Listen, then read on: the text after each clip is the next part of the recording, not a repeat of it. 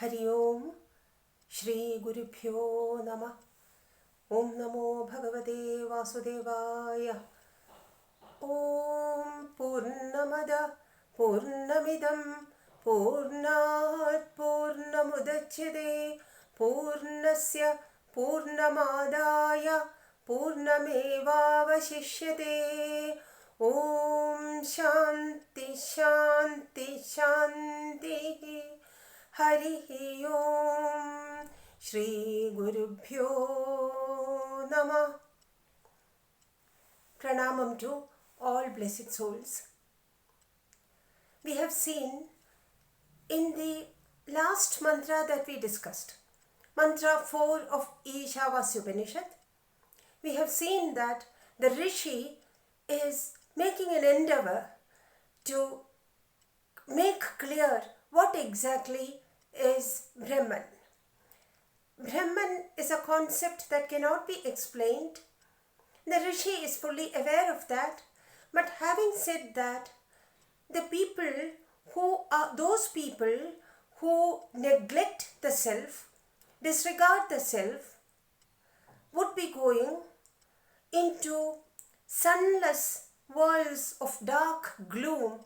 After having said that, the Rishi is trying to tell us what exactly is the nature of Brahman. And when the Rishi does that, he has to necessarily resort to contradictory terms because Brahman is something that is inexplicable, beyond words.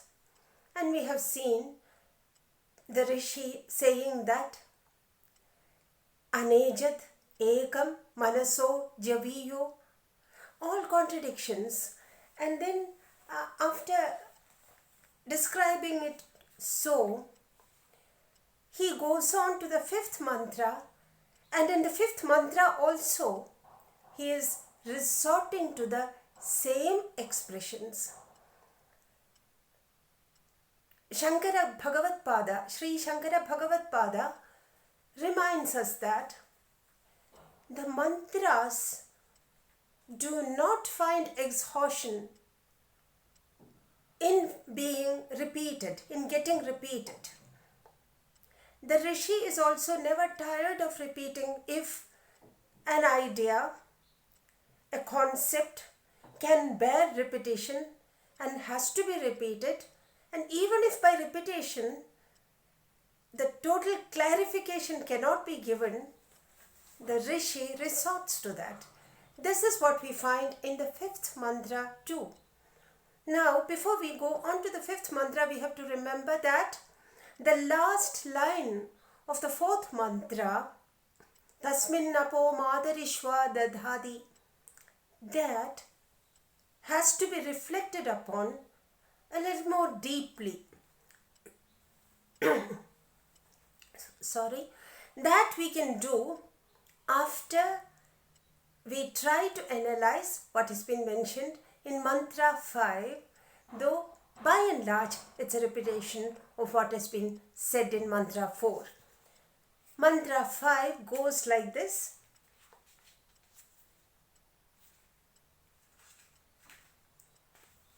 Tadejadi, tannaijadi, taddure, tadvantike, tadantarasya sarvasya, tadu sarvasya asya bahyata. Again, a posse of repetitions, a bunch of contradictions. Tad ejadi, tannaijadi, tad ejadi. We have already recalled ejra is the root, and it for to shake. It doesn't shake. Here the reference is to Brahman. Brahman is stable, fixed, unmoving, non-shaking. It doesn't move. Tadejadi, tannaijadi. It has been mentioned, tannaijadi, it doesn't move. It doesn't move. This is what has been mentioned in the previous mantra, in the first word of the previous mantra, Anejat. That Anejat, the first word in the previous mantra, is brought as the second word in the first line of this mantra. Tadejadi Tannaijadi. But before saying Tannaijadi, it is mentioned Tad Ejadi. It moves. So in the same line, it's mentioned, it moves, it doesn't move. Devoid of the conditioning factors, truth is unmoving, non-shaking, unshaking. It's stable, fixed. It has no movement at all, but then truth conditioned is the universe that we see. In the universe, everything has a form and a name. Things which have a name and a form always are in constant state of motion. They are all in a state of constant motion. When the first mantra was given, the Rishi said, Yat kinja jagatyam jagat. This entire universe, with all the things in it, all the time moving, anything moving, this is how the Jagat has been described. Everything in the Jagat is in a state of flux, is in a state of motion. And these two conditions, it's very difficult to say condition, state or anything. Truth, unconditioned, we can say Brahman. Truth, conditioned by names and forms, is the universe. When it comes to the universe, everything, though in the indwelling spirit is Brahman, everything is in a state of flux. If we are able to disregard the name and the form, if we are able to break ourselves from the bondage of name and form, then we will find that this principle is stable, fixed, without any motion whatsoever. Tadejadi, tannaijadi. It moves not. Tad dure, tadvantike. It is far. It is far because it is beyond our perception. Our senses cannot give us information on that. Our words cannot describe it. Our mind cannot comprehend it. Our intellect cannot analyze it. The word that goes to understand that, without getting into that destination, it comes back with the mind and the intellect. Yato vacho nivartande aprapya manasasaha. So that is far away. And Sri Shankara Bhagavatpada also tells us that for those people who do not care for the self, who are totally deluded, that not only that they do not know anything about the self, they also do not care to know anything about the self. For such people, this truth, this principle of truth is far, far away. Even through millions of years, hundreds of millions of years, they will not be able to reach it. It has been sufficiently explained earlier also. Birth after birth, they will be going into the dark lokas, worlds. It is far, far away. But for those people, self-knowers, it is very close. It is within them. It is close.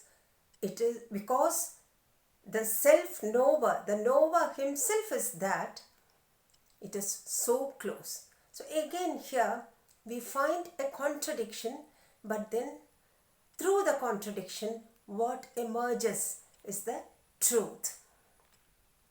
Tad dure, tad u antige, that is far away, that is also, tad u antige, that is also close by.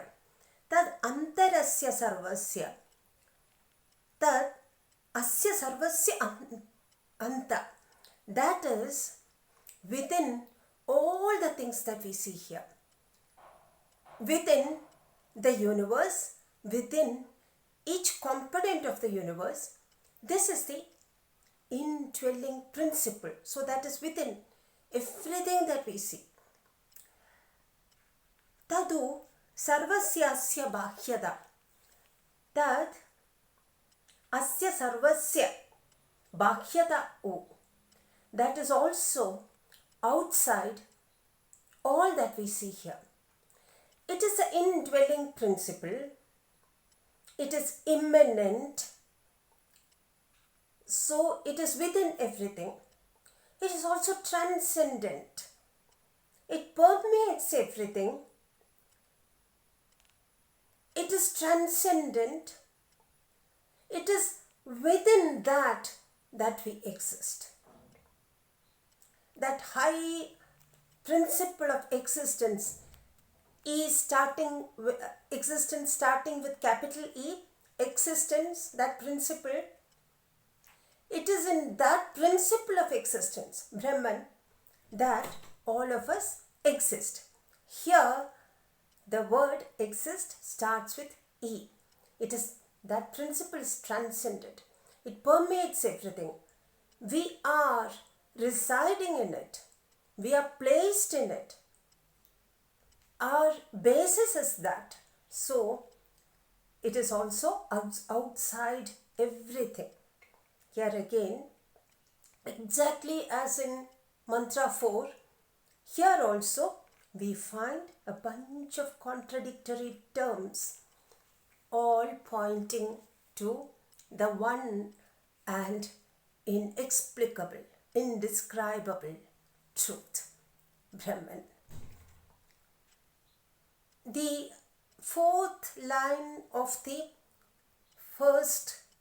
fourth mantra, the fourth line of the fourth mantra, Tasmin Napo Madarishwa Dadhati, that alone is free from this contradiction.